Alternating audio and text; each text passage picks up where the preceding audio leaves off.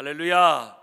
우리 곁에 계신 분에게 축복합시다. 창세기의 하나님이 나의 하나님입니다. 한 번 더. 창세기의 하나님이 당신의 하나님입니다. 우리가 지난 석 달 동안 약 13주 동안 하나하나 살펴보면서 특별히 큰 영적인 맥락을 살펴보고 그 속에서 등장하는 예수 그리스도가 어떻게 구약의 창세기에 등장하는지 우리가 함께 살펴보는 그런 귀한 시간이 되었습니다. 이 위대한 시작으로 시작된 이 구약 1권은 두 가지의 하나님에 대한 강조점이 있습니다. 첫째는 어떤 하나님? 창조의 하나님. 두 번째는 언약의 하나님. 창조의 하나님은 창세기 1장부터 11장, 창세기 12장부터 50장까지는 그 언약의 사람들을 통해서, 하나님의 사람들을 통해서 언약을 맺어가시는 그런 스토리를 이루어가는, 그래서 창세기를 두 단어로 요약한다면 창조와 언약이라고 말할 수 있습니다. 창조와 언약이라고 말할 수 있습니다. 그래서 이제 창조의 하나님에 대해서 1과부터 6과까지 천지 창조, 인간 창조, 타락, 가인과 아벨, 노아와 홍수, 바벨탑 사건에 이르기까지 인류의 타락의 그런 과정, 그리고 아브라함이 등장하기까지의 인류의 그런 죄악의 역사, 악의 역사에 대해서 우리가 창조의 그런 1장부터 11장까지 오늘날 이 세계가 왜 왜곡되고 또 이 세계가 왜 타락했는지에 대한 근본적인 원인, 또 그것을 우리가 창세기 1장부터 11장까지 살펴볼 수 있습니다. 특별히 여러분에게 부탁드리고 싶은 것은 창세기 하면 머릿속에 딱 떠오르는 게 있어야 됩니다. 1장부터 몇 장까지는 몇 장부터 몇 장까지는 그런 것들을 의도적으로 조금 암기하실 필요가 있겠다 싶습니다. 시험을 치면 좋겠는데 시험을 치면 다음에 안 올 분들이 많기 때문에 시험을 안 치도록 하겠습니다. 우리 여종환 권사님 너무 크게 웃는다. 좋습니다. 시험을 쳤다 치고 창세기 하면 6가지, 이제 창조의 하나님 하면 6가지. 첫 번째가 뭐라고요? 천지창조. 두 번째 인간 창조. 세 번째 타락. 네 번째 가인과 아벨. 다섯 번째 노아 홍수. 여섯 번째 바벨탑. 12장까지의 이야기입니다. 이제 언약의 하나님 12장부터 50장까지는 이제 아브라함을 부르시는 장면부터 시작이 되죠. 그래서 아브라함과 이삭과 야곱과 요셉에 대한 이야기. 특별히 과에서는 아브라함을 2번 다루고 이삭을 2번 다루고 야곱을 1번 다루고 요셉을 2번 다루는 그런 형태로 되어 있습니다. 특별히 이 아브라함과 이삭과 야곱과 요셉까지의 이야기 속에서 가장 큰 맥락은 언약의 하나님이라는 사실입니다. 인간이 하나님과 약속을 맺으시는, 그렇죠? 이 아브라함의 언약 몇 장이라고 그랬죠? 12장, 15장, 17장, 22장. 오, 역시 훌륭하십니다. 그런 언약들이 가장 중요한 그 대표적인 언약으로 기록이 되어 있습니다. 내가 가르친 보람이 있네요. 외우시는 거예요. 그 언약이 참 중요하거든요. 특히 아브라함의 언약이 모든 언약의 기초가 되거든요. 그렇죠? 그래서 아브라함의 언약은 특별히 더 중요한 그런 언약이라고 할 수 있습니다. 창세기 하나님은 이제 비기닝, 세상을 시작하는 그런 창조의 하나님이고, 창세기 하나님은 크리에이션, 창조로부터 커버넌트까지 이르는 그런 언약으로 이어지는, 이 창조와 언약으로 이어지는 그런 관점이 되어 있다고 할 수 있습니다. 창세기의 하나님은 이제 창세기에 10개의 계보가 나오는데 거기에서 땅의 모든 족속에게 복을 주시겠다는 그 약속, 그 언약을 하나님이 택하신 백성을 통해서 세우시고, 주권적으로 그 대상을, 언약의 백성을 택하실 뿐 아니라 장차 그 언약이 실행되어질 장차 수천 년 뒤에 주어질 아브라함의 자손, 그리고 아브라함의 후손들인 오늘날 교회에 이르기까지 그 언약은 변함없이 계속 되어진다 하는 것이 창세기의 시작의 핵심입니다. 우리 이거 한번 읽어볼까요? 자신의 교회가 시작. 자신의 교회가 삶의 공경 가운데 위태할 때마다 주도적으로 개입하시어 그들을 건지심으로써 장차 메시아로 인한 구원을 계시하며 주는 것을 살펴보았다. 택한 자들을 이끄시고 친히 보호하시는 창세기 하나님은 누구의 하나님? 그렇죠. 택한 자들을 선택하시고 보호하시고 약속을 인간이 실패해도 하나님은 약속이 실패하지 않도록 그들을 만들어 가셔서 이루어 가시고 하나님은 그 온전한 약속을 이루어 가신다는 겁니다. 자, 오늘은 이제 마지막 언약의 신실한 하나님 유닛 2의 가장 결정판 요셉의 이야기의 언약의 어떤 결과들이 이루어지는지 세 가지로 나눌 수 있는 첫 번째, 하나님은 고난 중에 열매를 맺게 하신다. 두 번째, 용서의 그림을 마지막으로 보여주신다.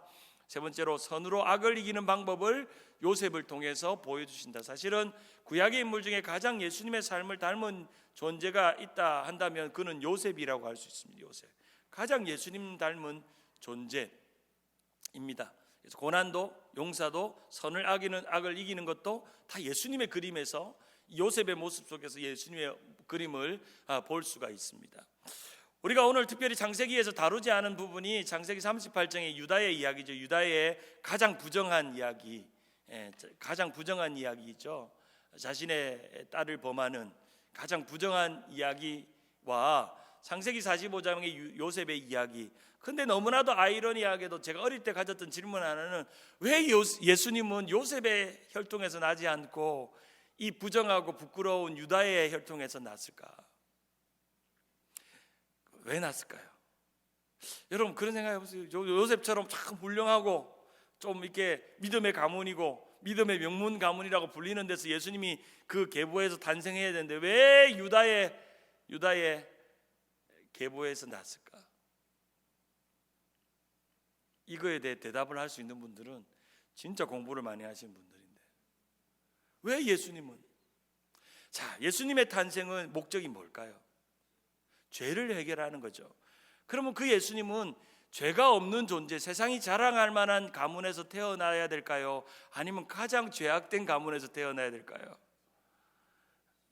가장 죄악되고 가장 연약하고 가장 인간의 보편적인 그런 죄가 담겨져 있는 혈통을 통해서 하나님은 의도적으로 유다의 혈통을 통해서 예수 그리스도가 탄생하게 하셨다는 겁니다. 가장 부끄러운 행위를 한 유다의 족보 속에서 가장 부끄럽지 않은 행위의 요셉의 족보가 아니라 가장 부끄러운 행위의 족보인 유다의 족보에서 예수님이 탄생하셨다는 것이 바로 그 이야기입니다.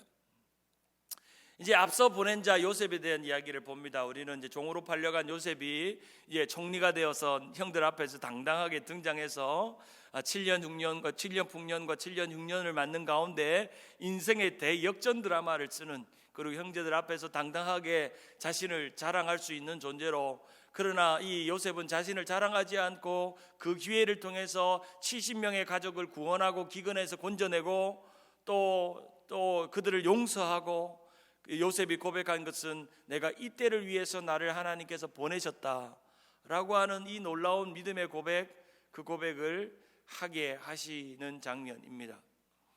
우리가 아는 요셉은 채색 옷을 뺏겼지만 인격은 뺏기지 않았고, 가족은 뺏겼지만 미래는 뺏기지 않았고, 직위는 뺏겼지만 순결함은 뺏기지 않았고, 공로는 뺏겼지만 삶의 자세는 뺏기지 않았고, 요셉은 그 형제들에게 배반을 당했지만 또 예수님도 그렇게 배반당하셨고, 요셉은 유혹을 이겨냈지만 예수님도 그렇게 이겨내셨고, 요셉은 거짓 증인으로 말미암아 감옥에 들어갔지만 예수님도 그러하셨고, 요셉은 옳은 일을 하다가 고통을 받았지만 예수님도 그러하셨고, 요셉도 고난받고 승리했듯이 예수님도 승리하셨습니다.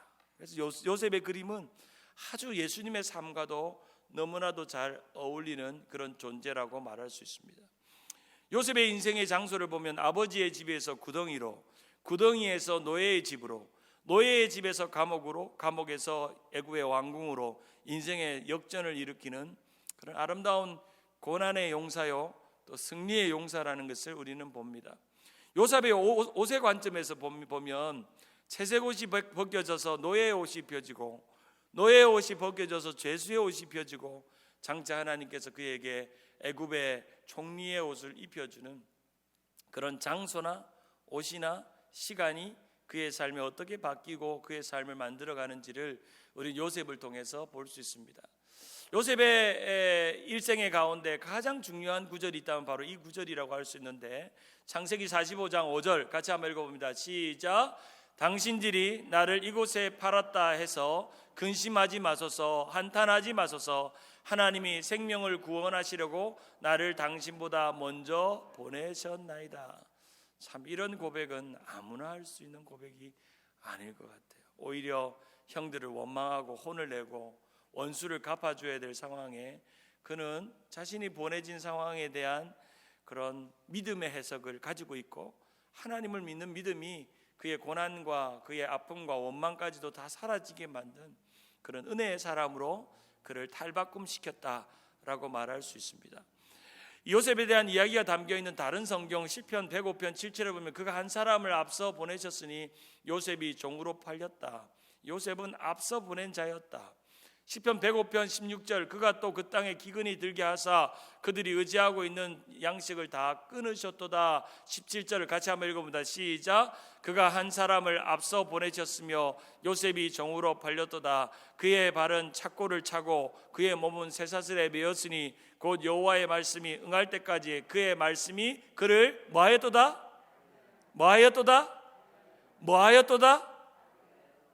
이 모든 과정을 시편 기자는 요셉이 먼저 보내진 것도, 그런 착고에 매여서 고통을 받는 것도 그를 단련시키는 과정이었다는 겁니다. 사랑하는 여러분, 우리가 원치 않는 매임을 당하거나 고난을 당하는 모든 것들은 연단입니다. 연단.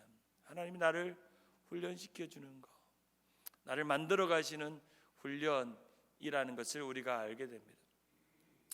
제가 어떤 책을 보니까 요셉의 인생을 통해서 하나님이 하신 일을 4가지로 정리하는 것을 본 적이 있는데 한번 4가지 한번 읽어볼까요? 우리의 인생을. 시작. 우리의 인생을 통해서 일하신다. 우리의 인생을 훈련하신다. 우리의 인생을 다듬어 세상에 내놓으신다. 우리의 인생을 통해서 증명을 원하신다. 바로 요셉의 인생을 그렇게 하셨듯이 하나님 우리의 인생을 통해서 여전히 일하시고, 또 때로는 우리를 훈련시키시고 우리를 다듬어서 세상 가운데서 내놓게 하시고, 또 세상 가운데서 믿음을 살아감으로 우리의 믿음을 증명하게 하셨다. 바로 요셉의 인생이 바로 그런 인생이었다는 것을 말해줍니다.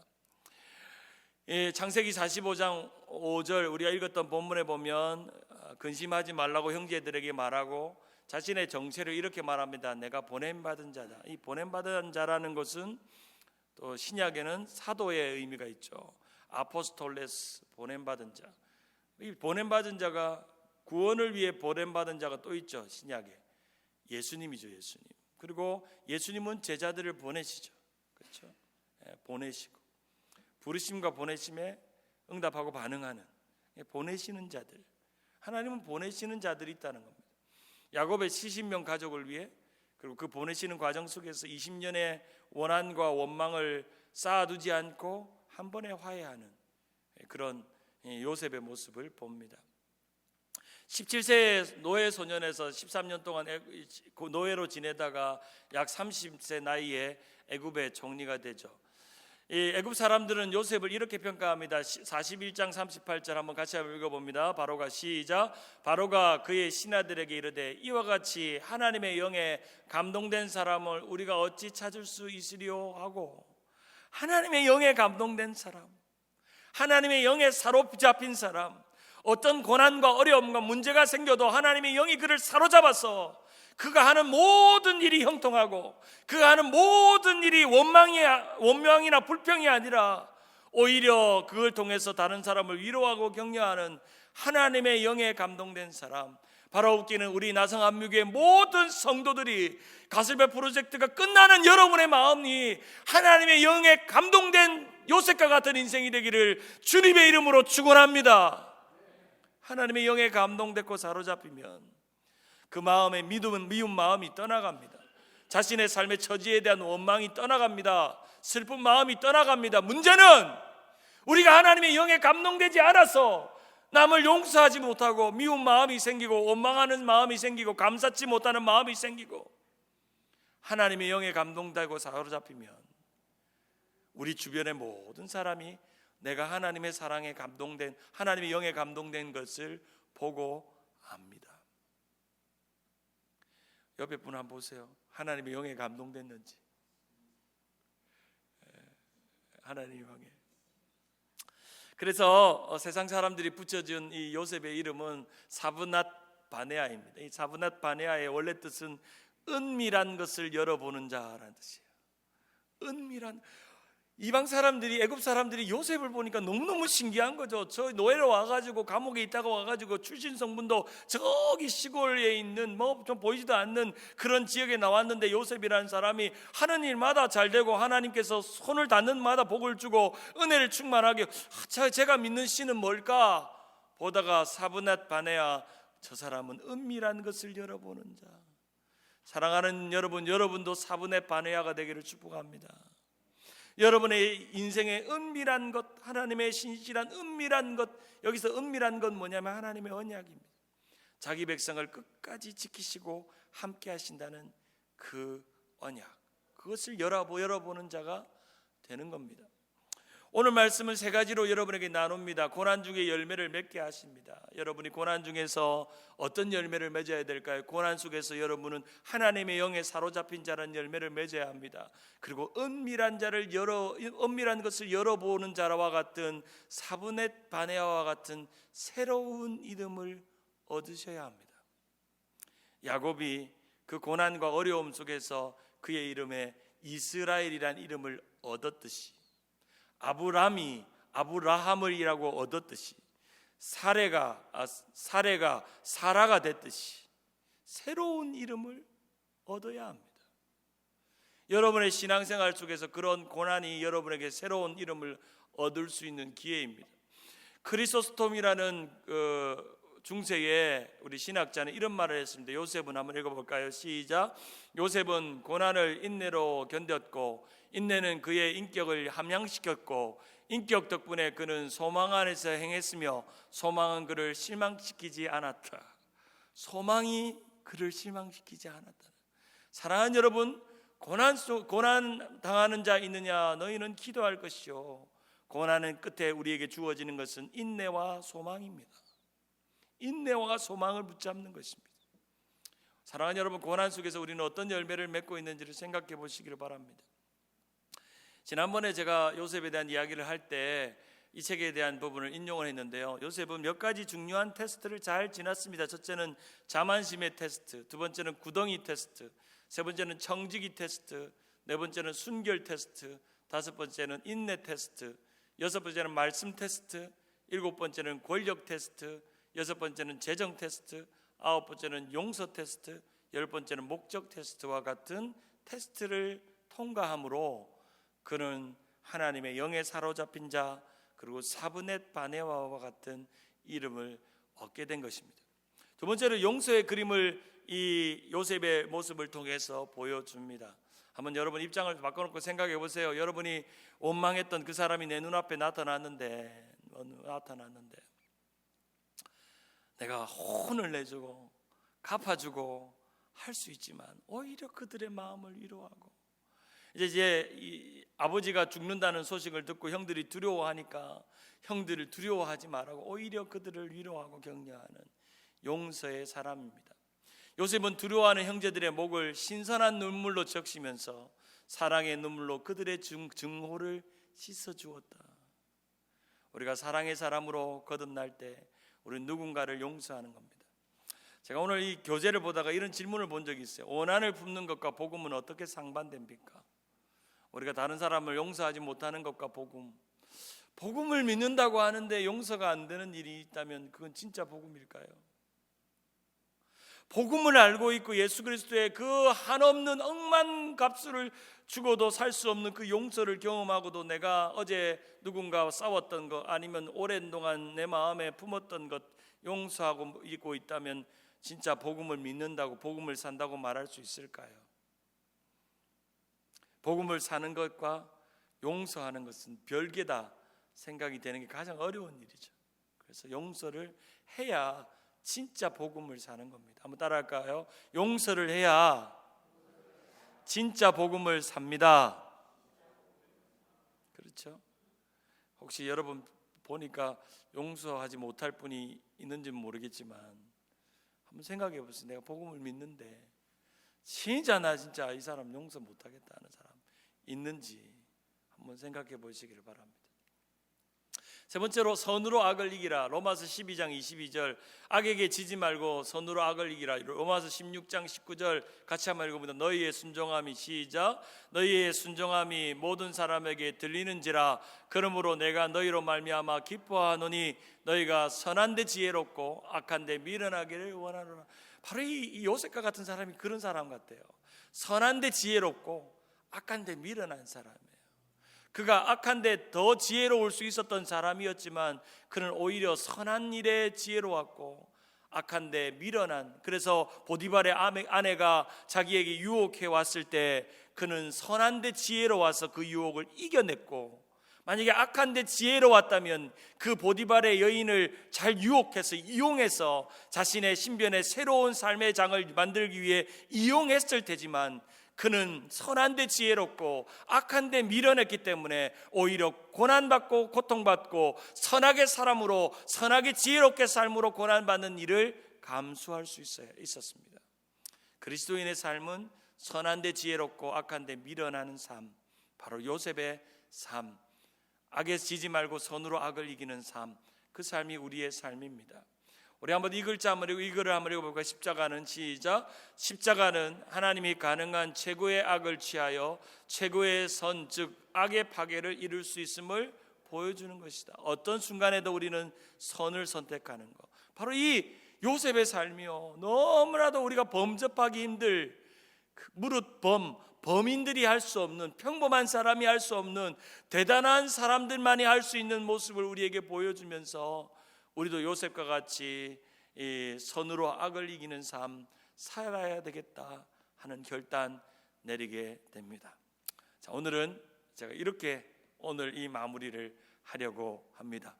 오늘은 조금 시간을 많이 들여서 지난 가스펠 프로젝트 1가부터 13가까지를 한번 우리 반장님들하고 우리 조장님들하고 한번 전체적으로 정리도 해보시고, 또 마지막으로 창세기에 대한 질문과 나눔 같은 것들을 좀 해보시면 좋겠고,